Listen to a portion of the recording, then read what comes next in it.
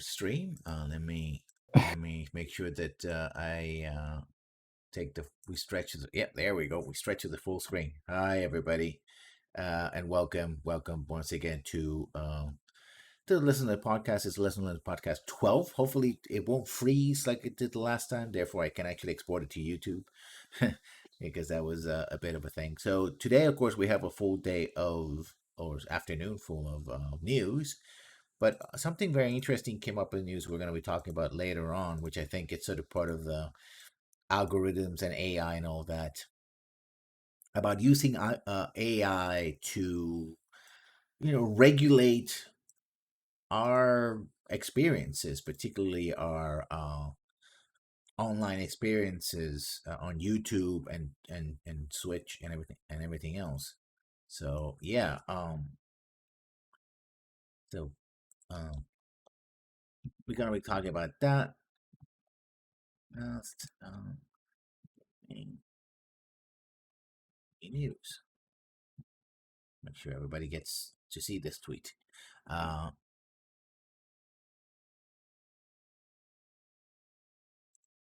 okay, so we're setting up a little bit of technical difficulties because it's the interwebs. So of course that happens. And so let's start with the news. I think Chapelmon, on a rare occasion, you actually have a couple of pieces of news to start with. Uh, Yes. One with continuation on information on the Vita, and the other one had to do with Time Slitter. So take it away. So it appears that ah, I have to like pull up my stories because it's like, oh yeah, we got Discord on use. So the PlayStation Vita, it turns out that Sony did not tell any developers know that the uh actually now like we're frozen on my end. There we go. Mm, Apparently it doesn't like being minimized. mm, Uh, so Sony was in a bit of a terrible move. Did not tell any developers that oh hey, we're closing the store in like 2 months. So whoopsie poopsie. So a lot of game developers who were uh planning to release some titles on the Vita, because surprisingly, even though it's almost 10 years old, it's not even quite 10, it's like 9 years old. There's still people that are developing software for it, and mm. it still has a very like a dedicated fan base. I mean, I particularly like my Vita, even though I don't use it as much as I used to. Um, so there's that. Let me see. I'll have to pull up that story. Uh, Also related to that, there's this one. This one you have to kind of take with a grain of salt because it is Reddit, and the information came from an anonymous source. So the Reddit mods did verify this person's identity as somebody who works for Sony. Apparently, Sony's been trying to kill off the Vita for quite a few years, which is unsurprising. They consider the Vita a failure because it didn't meet sales, targets for sales and stuff. Apparently, some other tidbits that were given is that uh, that they were also planning on the PSP, trying to work on it and I guess encourage like more usage of it by including trophies in it, adding the trophy system to the games. But once the 2011 hack, the massive hack that happened that kind of put Sony down for maybe like 3 months, Yeah. they took down the PSN network for about like 3 months. Once that happened, they kind of backed away from that. I'm not entirely sure why though. Mm. Of course, the interesting thing is the last thing is that essentially one person asked why Sony has a habit of abandoning beloved IPs. The poster explained that is because some of those IPs didn't perform well in a commercial sense. And quote, Sony is a business and they care first and foremost about where the money is, not where the sentiment is. Which I Okay. think is true for almost any business. Unless they can exploit that sentiment, like releasing a half-baked PlayStation 1 mini remake, because Nintendo have been doing that for a while. So let's get into that boat. But if you can't do that, or then yeah, or yeah. a HD remake collection of a beloved classic that may have some textures and animations haphazardly changed from the original intent. Mm-hmm, Um, um legendary legendary collection. mm-hmm, Um Also, other story that I found interesting was the news that the initial story, which I'll link here, is that Time Splinters or a developer revealed that there was a hidden full port of Time Splinters 2. It's in 4K remastered, hidden in the Homefront: The Revolution. Um, However, uh, it's an Easter egg to be found. However, they lost the code to activate that particular Easter egg, which, according to them, they had it in a notebook that apparently got lost, or they no longer had. So the push button code was lost, and apparently he gave it to someone who posted it on a in a Discord thread once.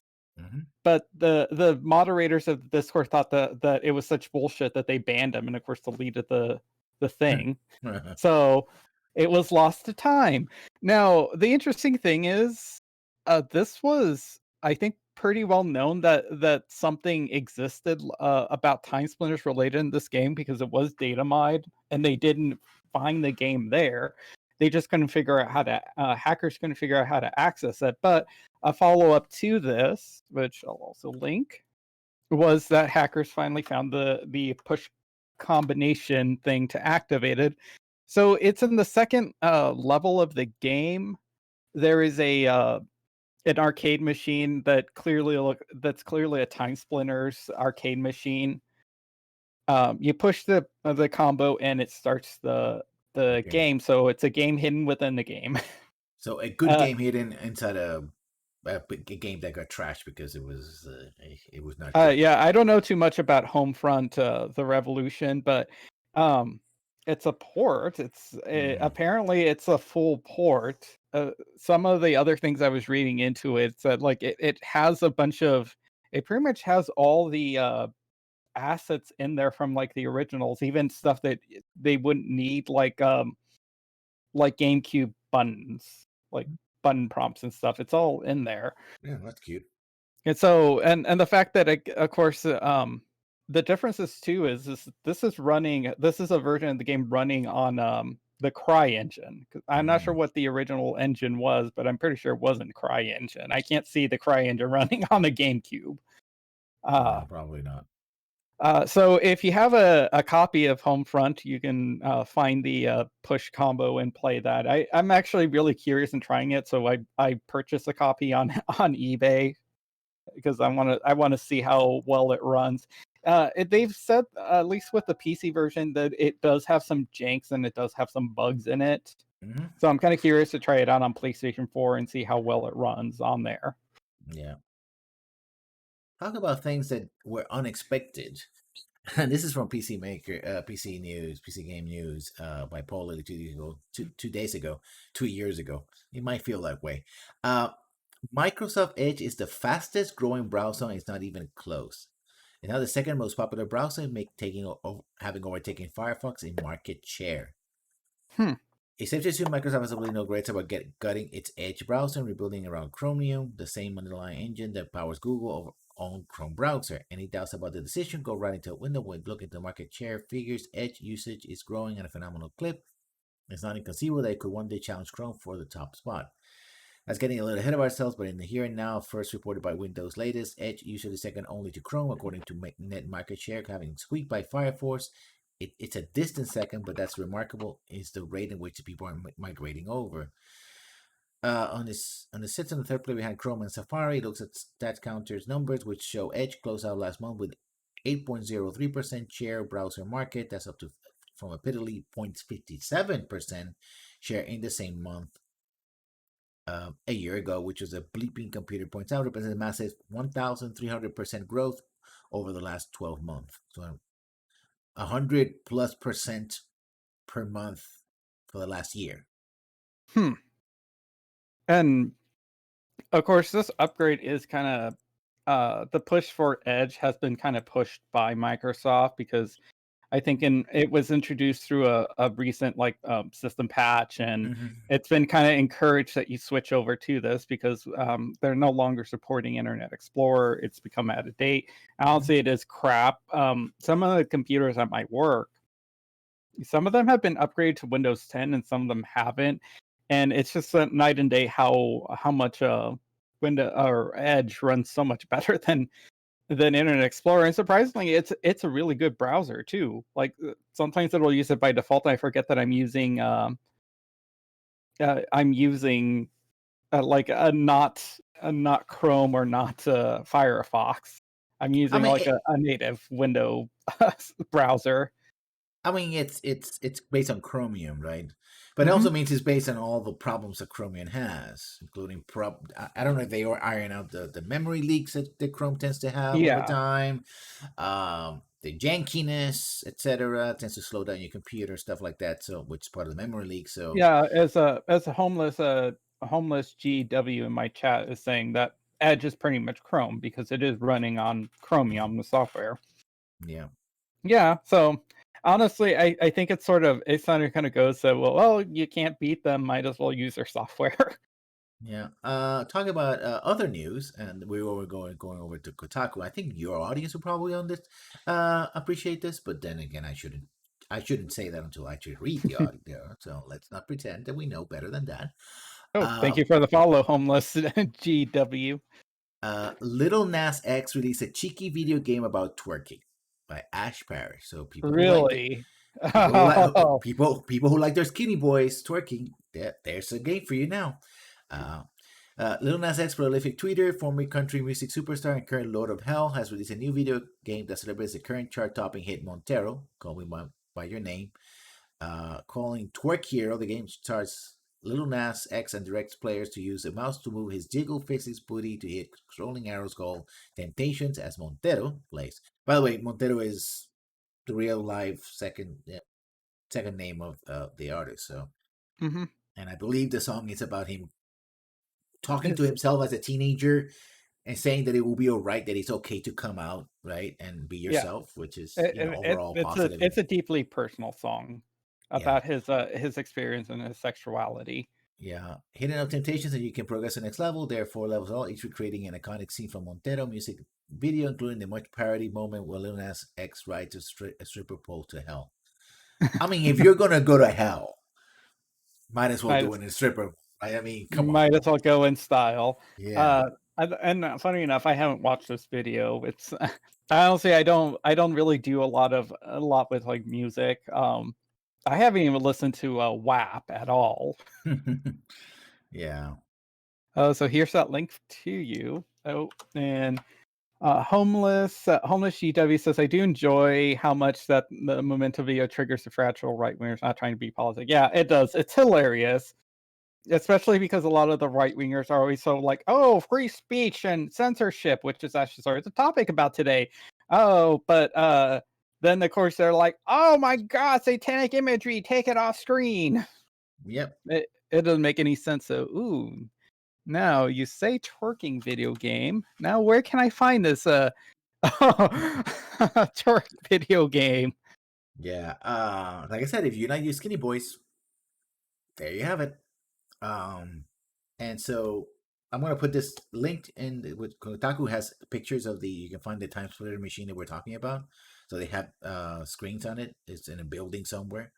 Um, and quotes Matt Phillips, who was a person who actually put the thing in there. So congratulations, Matt's. Talking about remakes and where the heart is, reportedly. Report: Naughty Dog is Oh, working on a Last of Us remake for PlayStation 5 by Brian Askren. Is the Last of Us going to become the GTA of exclusive for Sony? And that's my thing I'm getting it at. might be. Yeah, it's like, oh, every new generation of console, if there's a new generation of console, everybody. By the way, everybody predicts that this is going to be the last generation of consoles.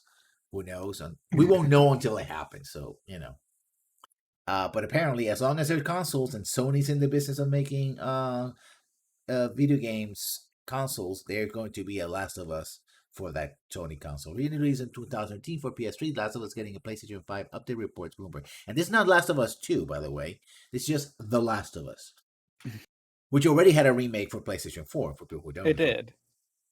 According to the publications, appointed development onto within Sony that was headed up by Michael Mumbauer, started work on a Last of Us remake. Sources explained that Sony did approve the remake as a probationary basis. Oh. However, the reports continue had never fully acknowledged the system of the secret team, which was jokingly called Naughty Dog South, nor provided necessary funds support to flesh out this fledgling outfit and kick development into high gear. What the company apparently did do is shift the project to Naughty Dog. The remake is probably codenamed T1X. Sources tell Bloomberg that Herman Holst, was named head of PlayStation Worldwide Studios in November 2019, deemed the remake too expensive. The reasons for the added cost was incurred by the new hardware.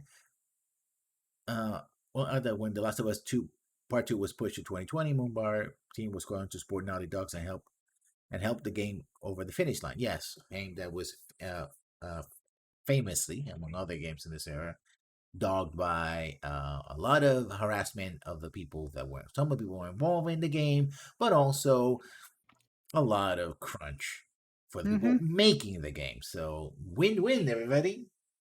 No, I like Uh, this. Homeless GW says Last of Us is following the Skyrim playbook. So this is a remake, right? It's not like another and yet another HD port, is it? It's an actual like remake.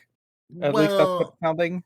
they use the word remake, Hmm. but are they remaking the original from the PlayStation 3? Then there would be a remake because you have two generations. But if it's just porting it from PlayStation 4 version and upgrading the graphics, and then Yeah, it's that's just a just another remaster. HD remake Yeah, remaster. Now or at HD A, remaster. yeah, at HD or Because whatever. Yeah. I wonder if they do go the remake. I wonder if they're gonna do what maybe they're looking at Final Fantasy VII. It's like, they did some interesting things there with their remake. They added stuff, they changed things around. Hmm. They pretty much stayed the same, but then of course now at the end they're sort of implying something different, which I doubt they'd go that way.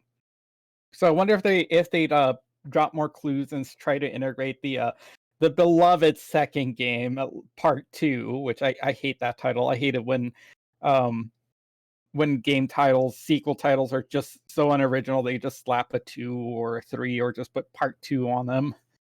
Like like, oh, it was always meant to be part two. Yeah. No, it wasn't. Um, why? They should, if they're gonna try to drop more hints about what happens in the second game or something. Because I know the game got a lot of hate. I guess it has a lot of pacing and narrative issues, but a lot of Mm-hmm. people didn't like how things turned out in that game, for Mm-hmm. better or for worse. Yeah. I have no opinion on it. I tried to play the first one, couldn't get through it. I honestly, from what I saw people allotting like the storytelling and stuff, I thought it was pretty mediocre at the start. And it's like, oh, okay, this seems, I mean, good because this is something I was sort of see in like RPGs and stuff, the level of storytelling, but like this isn't impressive. This is just it's just now in a shooter game that's appealing to the masses, which I guess is good. Mm-hmm. But I'm not sure why everyone is touting it like storytelling and in depth. It's like, yeah, I I mean, guess, but I think it hits a certain emotional notes, but that's about it, yeah, right? Certain yeah, audience. it's So, and also I think it had a female protagonist, which it's more of a no, stealth. the first one didn't. It was that you played as a male protagonist, but it had a strong female lead, and Mm-hmm. she was queer.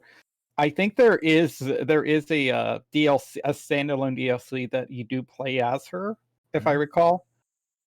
Yeah, I think so. So there's that. this is not well. It could be video game news. It could be video game news, but not yet. But it is for the mecha anime classic geeks like me. Good news, or maybe not, depending. After decades of conflict, we're finally getting official Macross released in the West by Luke Plunkett. For those who don't know, Macross is one of the cornerstones of animation of the 1980s Japanese animation that called Macross Super Dimensional Fortress Macross. That's the official name in Japanese.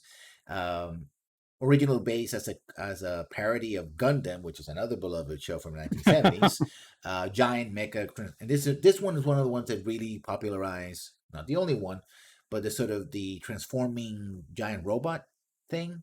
Particularly the sort of what's called real robots, in which the robots are used more like war machines and not, say, like superheroic robots. So there's a lot of transforming in that as well. It came to the States in 84, 85 under Harmony Gold as a show called Robotech. Hmm. But ever since, it and other companies, including FASA and its followers, which includes a video game called BattleTech, were all involved in a series of legal problems for 20 some Hmm. years about who had the rights to what.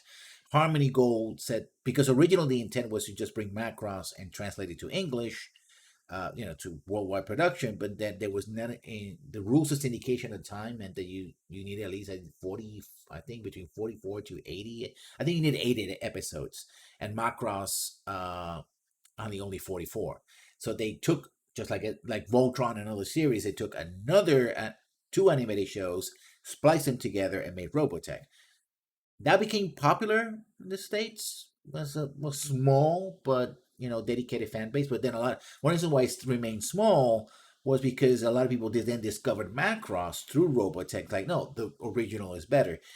And there've been a series of shows and stuff like that. Some of them have been released, like Macross Plus, but many others haven't been released because of this. And also that also includes a lot of video games.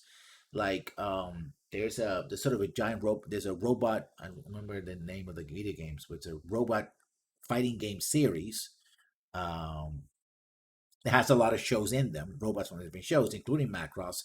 But because of these ongoing problems, any media that came out of Japan would would be tagged, right? Yeah. Because it would, you know, Harmony Gold and others would sue, etc. So Harmony Gold was able to settle with the copyright owners of BattleTech, which started as Battle Droid, which has a couple of robots that are called were called for many years the Unseen, because they originally lost a lawsuit against Harmony Gold, and literally the thing the original designs were just literally pictures taken from the original files, the pictures, and put there, even with the logo and everything else. They just were renamed and had BattleTech stats for the game. But so it was pretty straightforward like that. And so, there was some conflicts there. That's been resolved. And according to the release, it says that the Landmark Agreement immediately permits worldwide distribution of most of Macross films and television sequels worldwide. It also Oh. confirmed, it also confirms that Big West will not oppose the Japanese release of an anticipated upcoming live-action Robotech film.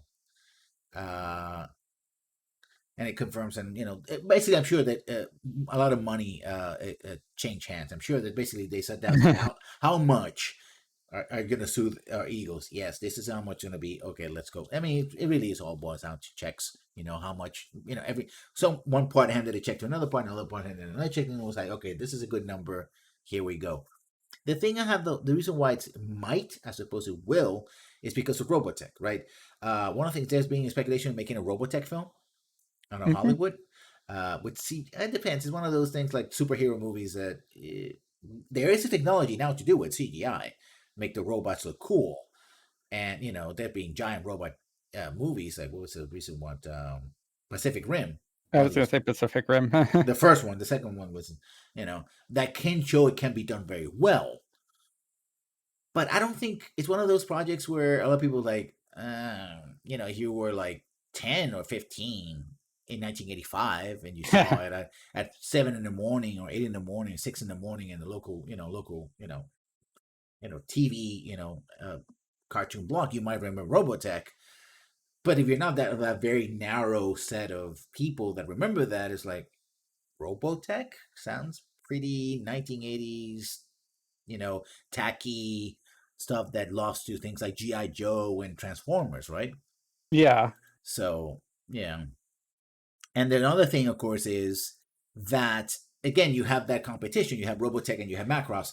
So would Harmony Gold say, "Screw Robotech, we're just going to be exclusive Macross, we're just gonna do this, or are we gonna try to have both at the same time?" So we'll see.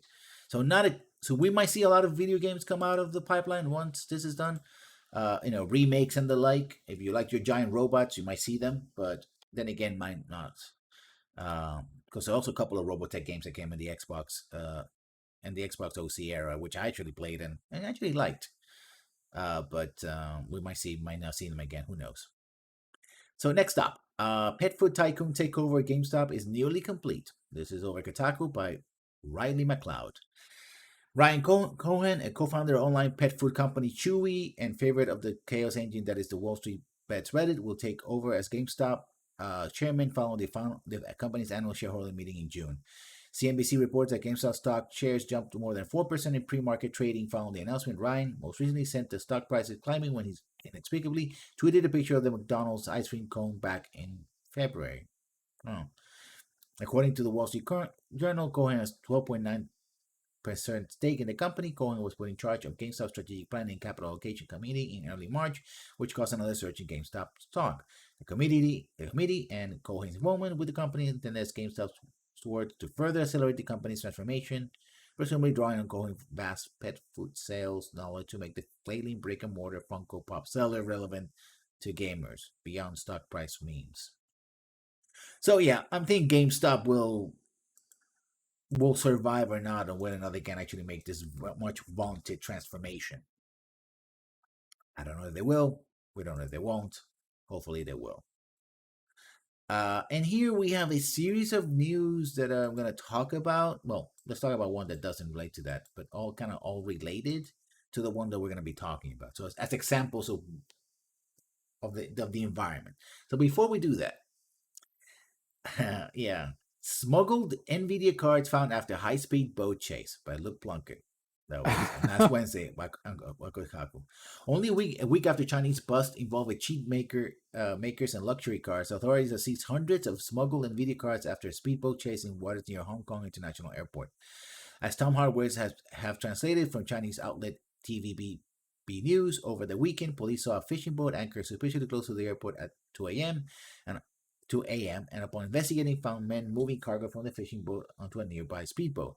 As the police approached, the shady men hopped on the boat and sped toward mainland waters, with the cops pursuing a high-speed boat chase. The smugglers managed to escape, but the authorities then doubled back and searched the fishing boat, where they found shark fins, smartphones, and up to 300 unidentified graphics cards.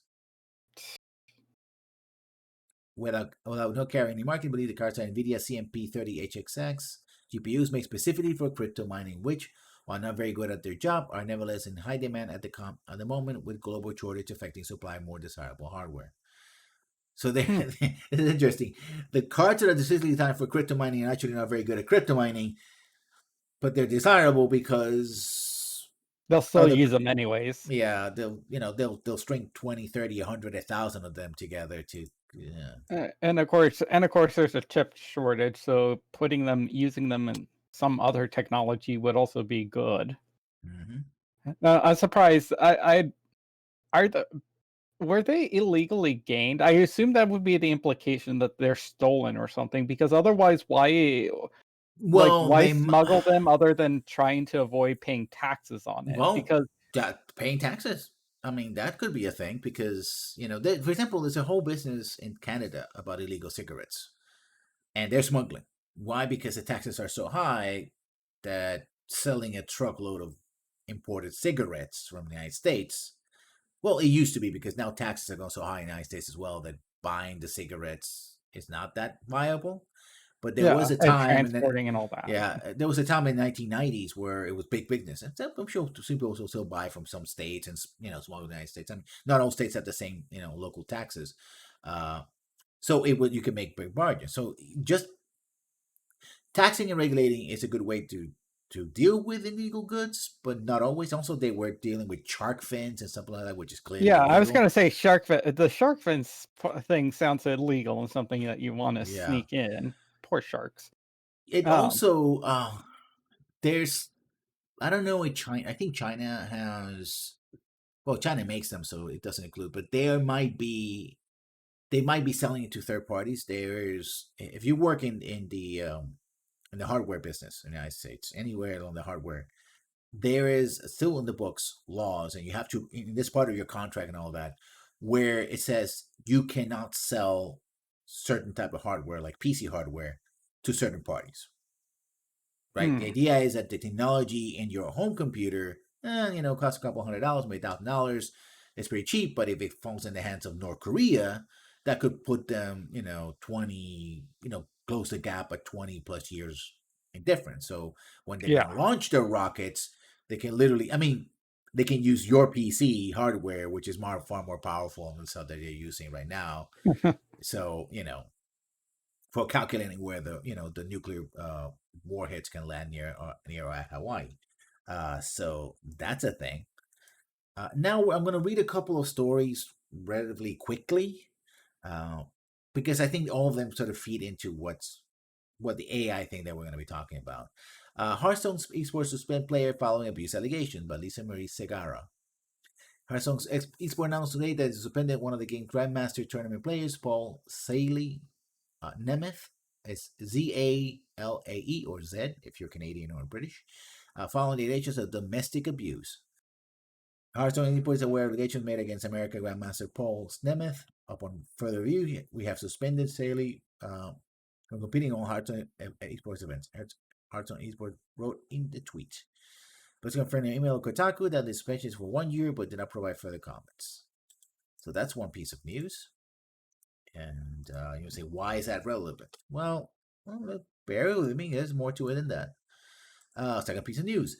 Muslim civil rights group calls for Microsoft, Sony, and Valve to deplatform 6 days in Fallujah by Mike Fahey over in Kotaku. Following the controversial first-person shooter that aims to recreate the events of Second Battle of Fallujah, an Arab murder simulator, Muslim civil rights and advocacy Hmm, group CARE, the Council on American Islamic Relations, is requesting that Microsoft, Sony, and Valve is avoiding hosting or distributing 6 days in Fallujah. No matter how developer Highwire Games and Project Victoria tried to spin it, 6 days in Fallujah is incredibly problematic. The upcoming game is a first-person tactical shooter that recreates the real-world events in late 2004's Second Battle of Fallujah. Players are cast as U.S. Marines in an operation set to be bloodiest battle in the Iraq War. Though the developer has said their intention is to represent all sides of the conflict, how do you make a video game like this without glorifying the U.S. war machine? That's a very good question, Kotaku. Or creating interactive experience based on the modern real war events in which the enemies are mainly of a specific nationality or religion without banalizing them, creating fear and hate. These are some of the issues that led to 6 Day Fallujah being cancelled in 2009. Those concerns are just as valid now as they are then, because the ongoing wars that came out of the events of September 11 are still ongoing. 20 yep. years. In fact, I'm ju if you want to know uh, how long the United States has been in a war recently, just take the current year, subtract one, and that's how much it is. yep. No, I'm just thinking, like, how do you represent it? I don't know, just make don't give any of the, characters any personalities or anything. They're just hell, don't even give them color skins, just make them like mannequins or something. There you go. Yeah. Um, On one hand, yeah, and actually got into a little bit of an argument with. I responded to an email, and they responded back to it in a tweet to Eric Kane over at Forbes. I didn't want to get into a fight with him, but he was, pro, and he's all generally being pro. I want to represent his position clearly. I don't want to misrepresent him in any way, shape, or form. He's very much pro anti-censorship, but I was very much like, yeah, this is not good. This is we're talking about a. I mean, I don't know if the platforming will help. It might actually boomerang. It's like, well, people don't want us to play this game. Let's go play this game. It's happened before, but it's part of the environment. Another piece of news: top female streamer becomes part owner of massive esport organization 100 Thieves by Nathan Grayson. This past year has not been kind to basically anybody, but Rachel Valkyrie Hofstetter is one of the generally wealthiest exceptions to the Brewster rule. They started 2020 with so numbers on her YouTube stream, only to ride the Among Us phenomenon to absurd 100,000 viewer heights from which she was yet to come down. As of today, she's now part owner of 100 Thieves, one of the biggest organizations of all esports. Hofstetter, who was previously just a content creator under 100 Thieves umbrella, made the announcement on Twitter. Happy to announce that when I'm officially a co-owner of 100 Thieves, she wrote, "It's been almost 3 years since I joined the team, and I could have never expected this path to lead to this. I'm proud to be one of the first women co-owners in esports, and we are excited to our future together." Okay, again, all these news are going into the sort of environment that we find ourselves in. Further, on Kotaku, Korean Overwatch League player shares experience with anti-Asian racism in America by Ash Parrish. As opening day for the fourth season of Overwatch League looms, Korean players of North American teams are dealing with the precipitous rise in anti-Asian racism. On April 5th, Yu Seok, I'm not my Korean. It's awful. I apologize. Fearless Lee, main tank for the Dallas Fuel, talked about his experience from being Korean and living in America on his Twitch channel. Being Asian here is terrifying. Seriously, he said. Lee recounted a story of people deliberately out coughing on him and his teammates and cautioned other Koreans living in America because of racism is no joke. Here's a full clip translated to English by Florida Mayhem team manager Jade Swinchip Kim. I don't know if it's stepping out of line for translating something about what another team player is experiencing, but here's the full translation of the Fearless clip. Please see some of the OWL players and staff are facing as Asians in America. Mm. So this is also connected to the ongoing, racism has been ongoing as a nation for a very long time. It's not unique to modern current times, but there's been a pernicious wave, and not just, we think, majority versus minority. We're seeing other minority groups sort of attacking Asian Americans as well. I don't want to, skew the news and have a specific view that might not be entirely accurate. But there has been an increase, mostly related to what happened, for example, during the 2000s, an event that affected the American people. In that case, with the events of September 11, which has led to a backlash and racism and increased attacks on Muslim Americans or anybody who's vaguely identified as being Muslim or Middle Eastern or East Asian, West Asian to be precise. And I want to say West Asian, I mean West, not the Caribbean. And the similar situation with COVID, especially statements made by the former president of the United States about being quote unquote a Chinese virus, has also led to an increase on attacks and violence against people who are of mostly East Asian descent or perceived to be of East Asian descent, which include a lot of people, including Latinos and some others, for variety of reasons. So that's the environment we're in, and which leads us to this particular piece of news, which we're talking about. Intel, a white nationalism slider, ain't it? By Luke Plunkett. I'm going to summarize. Essentially, I put in the link. Intel introduced an AI software package that is allows users to mute or bleep. The service is called Bleep, which is a user-facing application that uses AI to detect and redact audio based on user preferences. It has sliders such as ableism and body shaming, aggression, LGBTQ plus hate, misogyny, name calling, the N word, which has an on and off, racism and xenophobia, sexually explicit language, swearing, and white nationalism.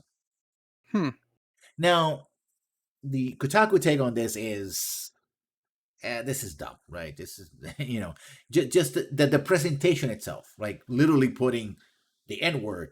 Do you wish to toggle it on and off, right? It's just dumb. However, it is part of this much larger conversation, right? We dealt with, for example, YouTube algorithms and even Twitch algorithms, and Google algorithm, and even Amazon algorithms blocking certain content. Twitch has expanded its AI algorithms to give more power to us, the users, to block content and to, well, I think blocking is the problem. It's to filter content. Hmm. But then again, part of this presentation is which, here's the thing, what things do you wish to allow to filter through, right? I might not, because I'm a cisgendered heterosexual dude.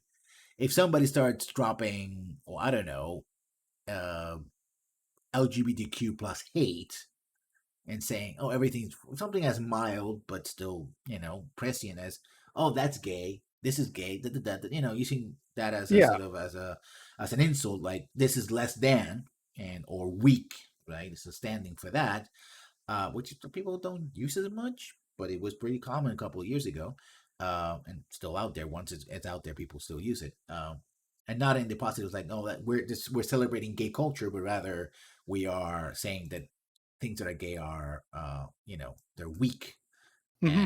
and should be, Or lame, or just lame. So yeah, no, it's lesser than, undesirable. exactly, undesirable, lesser than. I might, because doesn't affect me personally. I might not, block that out if I get the choice, right?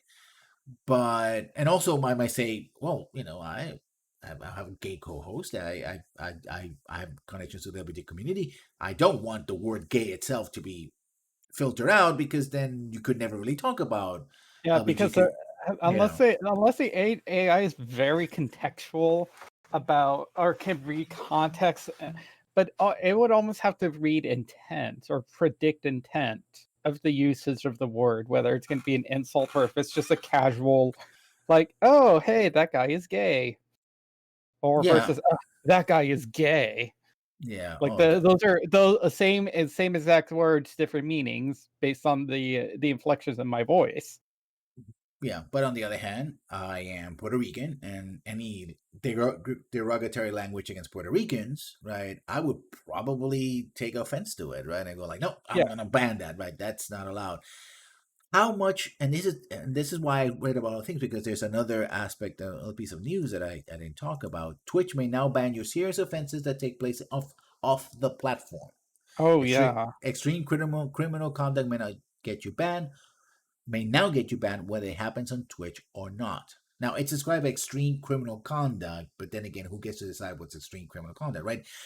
This is all about appearances, also the culture war, and how we present ourselves as individuals, right, in this digital age, but also how we represent things like Twitch, right? The content I put in and my commentary, and going back to the filtering thing, the thing that I allow or disallow says as much about me as maybe my audience or people who might be attracted to my content, and ultimately might get overridden by Twitch because they say, you're allowing stuff that we're not comfortable with, even though you're comfortable with it for whatever reason. And even if majority of people say, if I were to say post something in Twitter, and people of a community that's perpetually Twitch is trying to protect, right? It's like, oh, hey, uh, Asian, Asian terms, like, yeah, we're not offended by that, or, well, we get what that was doing, and we're not, it's a stupid joke, whatever.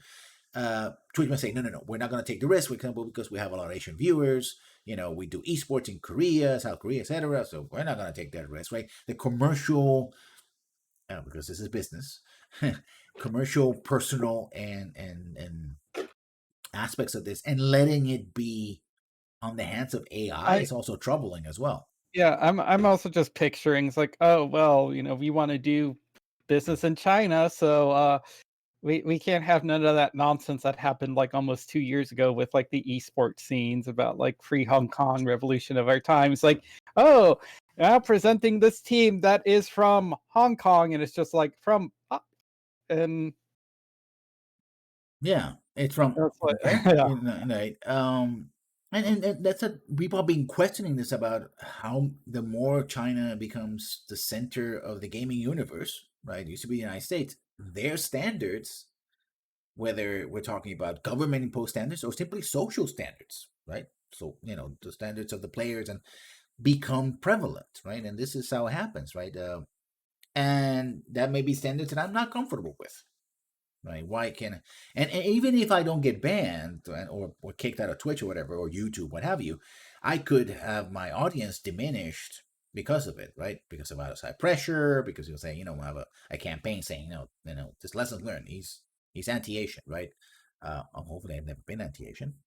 If I am, people are like, listen, dude, Yeah, check yourself before you wreck yeah, yourself, right? And then if I don't, I mean, I think that's my formula. It's like if you do something wrong and somebody comes to you and say, listen, check yourself, and my reaction is, oh, I didn't do anything. I was like, okay, I'm gonna at least check and see if that's happened, and then go from there. I think that's a good reaction. If I go, and then it's like that's when you get into trouble. But this might even preclude the idea of somebody actually learning if they're in the mode to learn and the capacity to learn, not to do that anymore, right? Um, we also talk about young viewers, but also younger streamers. I know there's been limitations on younger streamers and in many countries and how they can gain a profit and whether they're considered to be working adults or not. That's something that's also coming up. So we have this is getting complicated yeah. in ways I don't think, because when you put in AI, and will the AI also be monitoring other social networks, right? What do I say on Twitter or watch on Like, Twitter? if you Yeah. like the whole code of conduct thing, which I agree to some extent with that, especially because there have been a lot of like toxic uh Twitch users who've like, oh, oh, well, I didn't do that like on Twitch, so I should be fine as I spew more, you know, whatever to get people harassed or what have you. Um, but at the same time, like who decides that? Like who searches, who reports this to Twitch if like say if I got arrested for I don't know, I kicked a puppy or something. Hmm. I got arrested for kicking a puppy. Whether whether, whether I was found guilty of it or not, like, what if someone reported like, who reports that to Twitch, and what if Twitch finds out? It's like, "Oh, well, even though you weren't convicted of anything, we're just gonna not host you anymore." Chapelmon compared puppy kicker. Yeah, you're guilty by social network social media standards as opposed to criminal standards. Because who actually wants to be associated with a kicker? Talking about Yeah. associations, by the way, this is another piece of news that just came out. PC Gamer. I was just looking below. Uh, Quantum Dream issues statement on toxic workplace court case. The Oh, developer is declaring victory after 3 years of legal back and forth. After years of rulings appeals, on April 7, the Paris Court of Appeals issued a decision in Quantic Dream's favor. Quantic Dream published a statement declaring the final proof of the absence of a toxic atmosphere or any kind of discrimination in the studio, and that was backed by the statements made by staff representatives.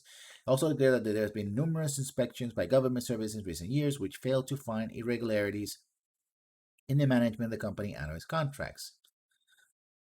More than 10,000 tweets were said in a few days to a single account on Twitter, which the aim of getting the allegations against the company to the top of the search engines. There's French Union Solidarity Informatique recently issued a press release on its own addressing the statement made by Quantic Dream founder David Cage, interviewed by Jen, discussing the opening a new branch based in Montreal. Cage declared all allegations about the studio has been indisputably proven wrong, which Solidaires Informatique dispute, describing as part of an effort by Quantic Dream to get its public image under control and a pattern of silencing all dissenting voices. That's why do I bring that in? Because hey, let's say that I'm a streamer that often is the streamer who is the one that supposedly dirties the image of the company. But what if I'm a streamer that becomes famous because I play Quantum Dream products? And then Quantum Dream and I get it, and for example, get a sponsorship, which happens very much, right? And I do all the rules. I disclose my sponsorship. This game was, given to me. His product was given to me free from Quantum Dream, and I'm doing this and that. And I put a little tag. Well, not so little. I want people to know it. I don't want to hide it. And then there's allegations against Quantum Dream that they are being toxic, or Ubisoft, or Activision, right? Where does that put me? Am I part of the problem because I am pushing the products of a certain company, right? should I also be including the net so people are like, hey, oh, okay, do we get an AI that would, for example, next step would be automatically censoring games? Hmm. I mean, I know you're playing Andromeda. Andromeda has some splits in nudity. Yeah. Now, Twitch is, pardon the pun, not intended, twitchy about nudity and sex. Essentially, if the game has it in a way that it's just something you can't really skip and it's not a mod or something completely optional, then it's allowed. Brief nudity, and as long as you say, "Hey, this is an adult channel," and Yeah, of you know, course, I have my channel set like that. and so it's this channel as well because I play things like The Witcher and Andromeda, so there's some sex there.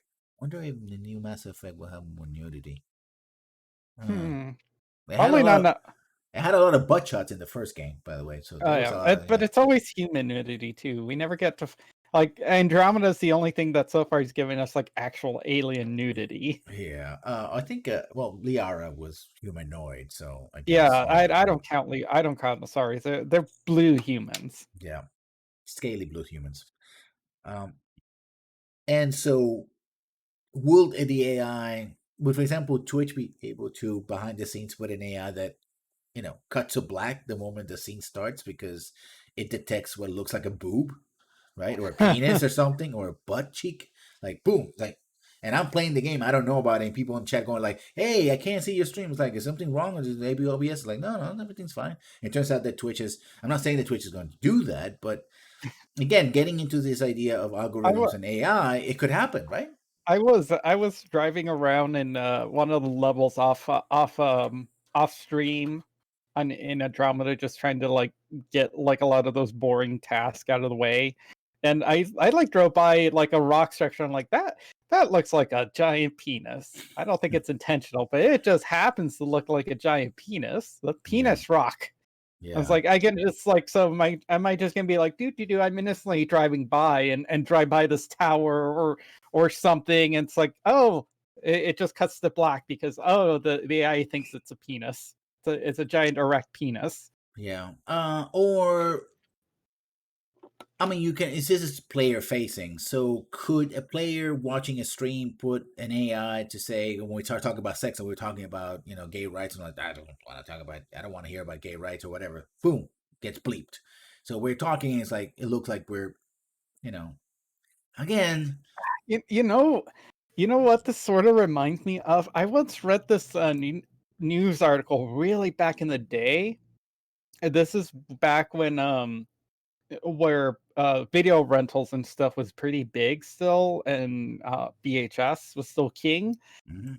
Apparently there was this like Christian company that would that you can like I want to watch this movie but I don't want XYZ content in it.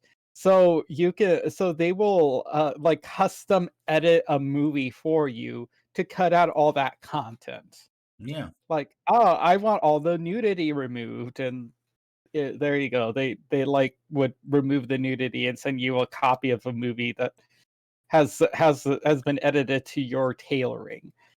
it goes even back further. People tend to think of the United States. People especially today complaining about all the censorship, right? People, oh, censorship in the United States. For a long time. Now, cable has dominated in the last 20 some years, but even still, network news is still, Disney owns ABC and stuff like so. In many ways, network is still there. But network news from the 1950s to the 1980s, 1990s, really, when cable took off, where the big three were the big, channels, right? And the way network news it was and still is very much distributed, your local news network and all that comes in from the radio network system. So what would happen is that the shows that were recorded, say I don't know, MASH for example, or some other show, will be sent. Copies will be sent from New York or California, depending on the studio which making it, to the local to be distributed during the week, right? Express mail, and to all the stations, and many stations in the South would because they would have a day or two in order to fit in the programming, and also because once they bought the basically the rails, and they're like movie rails. Later on there were tapes, beta tapes and stuff like that, or a combination of the two. They had a chance to edit stuff out. So they would tend to the people in the classic Northeast and South, Mason Dixie line. Many times they would see shows where you would have African American or other non-white actors who were playing leadership roles removed. Any attempt at romance or interracial romance, kissing, hugging, or even the chance of saying, "Hey, we're together," would also be removed.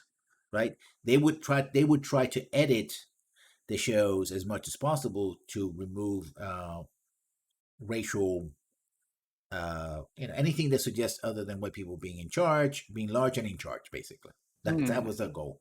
And the thing is, if you're watching a show in your local network, because that's the one that Yeah, WT, ABA, ABC News, whatever, and you that's a never channel, happen to travel out to. etc. You don't even go watch the same show, a rerun, say in New York City or something. You would never see the commercial release of that show, right? Also, movies, network news often where it said edited, they would basically say edited for television for Yeah, the content and edited for time. television, and also time. Time is a Yeah. big thing because they have to squeeze in all their sponsors. So, I mean, one of the reasons why cable like HBO and other things became popular is that you would see the movies closer to or as a theatrical release, right? With all the swear words, with all the things. I mean, like radio edits are still a thing. You Yeah. have satellite radio, so you have radio edits. So you hear the same songs like. So there's still a lot of censorship in America. It's not the SJWs that are censoring everything. You probably grew It's up in an era. capitalism. Yeah, you grew up in an era where a lot of stuff was censored, right? Yeah. Um, And as a homeless GW says, he also prefaces, no offense if you guys are Christian, but they do a lot of stuff that's cringe. Yeah. Back to the whole like edited thing, mail-in system or whatever it was. The one thing I remember from that is like, they asked the people who run this, like, well, essentially, what's this like the weirdest, thing that even they thought was ridiculous that they censored. And I guess somebody wanted them to also censor, like, the weirdest thing they wanted to censor was Disney Cinderella. They wanted to completely censor out the fact that the cat's name is Lucifer. And it's like, mm, oh, now that's just too much. It's yeah. ridiculous. And so there's been and that kind of explains the multiple layers of censorship and redaction that happens in multiple areas, most of the time not under our control. So Yeah, and ironically, and what? of course there's also like commercials, like sometimes we might censor ourselves, not just because there might be social the pushback on things we say, or I don't know, the ways we might say things, but like in terms of media as well, or like because we want to either stay on a platform, or be advertiser friendly, just Yeah, like that. Not that we have like any views that would probably hopefully get us kicked off, but yeah, that's the thing too. We don't know. Like what we think is innocuous. Like we might have views that we think are innocuous, and for whatever reason, the platform that we're hosting or the advertisers that do a like that run might not think that's appropriate for them for whatever reason, whether they be right or not. in fact, one of the things about cable was that it pushed there was in the 1990s and early 2000s, there was an expansion of adult movies on cable. And originally, if Cinemax. yeah, no, well, there were two levels. There was just the sort of titillation, you can actually swear and see mostly female frontal nudity, top nudity, and simulated sex. But then there was the after midnight rule, where essentially you could have certain channels like Playboy channels with hardcore porn. But then those channels wanted to go 24/7. The scrambler channels. Yeah, scrambled channels, right? And they had to be scrambled and all that. Well, they were scrambled not only because of the content, but also because they couldn't actually stop you from watching them because they were in the feed. So You need a they decoder so yeah, that decoder. You they have to know you're pay for. paying. Yeah, you gotta know pay. That's so there's always a commercial angle. But then came like adult cuts for cable, which Mm. essentially meant that you would not show the thing that makes what used to be called triple X movies adult, which is the graphic, no holds barred I focus on the sex, right? So it was yeah, you can get 24/7, you can have sex, and basically you would have mostly female frontal nudity. That was a thing, and not even male nude frontal nudity, right? Yeah, that's I hated adult porn as a kid because 'cause I'm like, "Oh," back before I knew anything about myself, it's like, I'm not really interested in this, or where are the men?" Yeah. And what would happen was that the adult industry actually would pre-censor themselves, right? They would release Hmm. two versions of this. Oh, They would release a version for cable, right?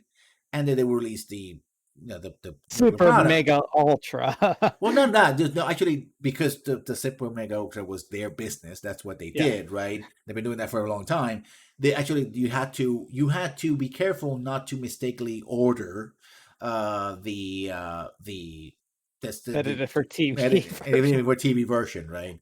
Uh, because that could happen. So essentially, for a brief time, there was a thing where you know they wanted to sell those movies and they were creating channels for cable television, and even though you had to pay the subscription fee for these channels, they still were edited, but then that got brought down. In fact, one could argue that there's less censorship today in regular television to a degree, because of the 80s and 90s and all that, like the former well, I think he's still alive, let me see, the owner of Hustler, um, let's see, which was he was actually someone who wanted to make a Playboy magazine, but even harder.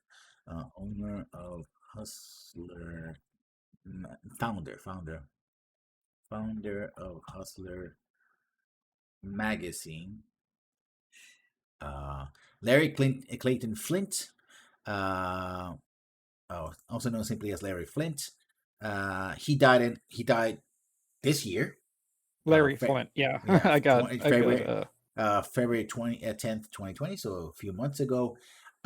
He won a case in the 1980s against the Reagan Department of Justice for hmm. censorship. So, but in the process, in March 6, 1978, during a legal battle related to obscenity in Gwinnett County, Georgia, Flint and his local lawyer, Gene Reeves Jr., were returning to the Gwinnett County courthouse when they were shot on the sidewalk in front of the 136 South Perry Street in Lawrenceville by Joseph Paul Franklin, standing near an alley across the street. The shooting left Flint partially paralyzed with permanent spinal cord damage Ooh, and in need of a wheelchair. Flint injuries caused him constant excruciating pain. He was addicted to painkillers until multiple surgeries didn't affect affected nerves. He also suffered a stroke caused by one of the several drug overdoses on anesthetic medication. He recovered but has had pronunciation difficulties. Thereafter, Reeves was seriously wounded but recovered after a month in hospital. He was later appointed judge and died in 2015. hmm. Yeah, Franklin, a militant white supremacist serial killer, also shot Vernon Jordan, targeted other black and Jewish people in killing spree from 1977 to 1980. Right, and he violently opposed miscegenation. He confessed to the shooting many years later, claiming he was outraged by the interracial photos in Hustler. So I oh, guess he wanted to censor Hustler not because of the explicit content, but rather because they had interracial couples in it. hmm. Uh, uh, homeless GW also says, we know our ship based. He also Larry Flint, and he only knows that because of well, I don't know what your pronouns are. Homeless GW. Uh, only know that because of the movie The People versus Larry Flint. Mm-hmm. Actually, a decent biotic log of events. Yeah, biopic. It was a pretty good guy. And in other words, what people claim today that there's less and less censorship, it's because um, there is, it's because of these battles, right? But Yeah. even then, a lot of stuff, the censorship is that it's on, and I think this is what the problem is. Just a moment. Um, Yep. So yeah, I don't think I've ever heard of that. Granted, I don't really follow a lot of mainstream porn magazines. Is obviously gay. That never found boobs interesting or any adult magazines. I think the only adult magazines I found is I once found my brother's stash under his mattress. My apologies, roommates. Yeah. So again, a lot of the censorship is might be hidden, and on one hand, the AI is this particular piece of AI, whatever how cringy the presentation might have been, it's user facing, so it's the users that can block this out.